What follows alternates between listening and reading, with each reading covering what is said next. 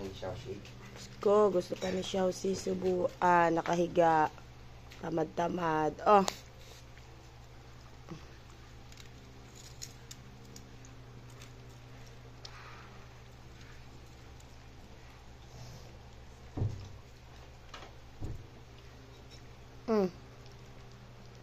Napakabisyong bata. Gusto pa sinusubuan. Tapos gusto pa ba sinusubuan? Nasa bed. Ay.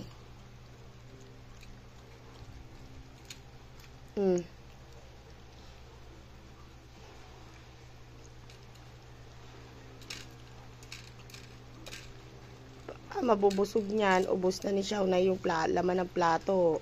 Ikaw, sinusubuan ko pa. Isa talaga, nag-iinakte itong batang to eh. Nag-iinakte. Gusto pa lambing si ubo ni mama. Bisan mo, oh, wala na laman yung plato nila, oh. Hinain na nila yung sayo. Bagal-bagal mo. Ayan na si Xiaonai. Sige na, dali na, kumain ka na mag-isa. Ito na, dinamihan ko na. Oo.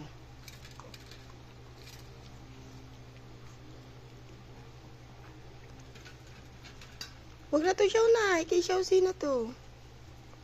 Xiaoxi.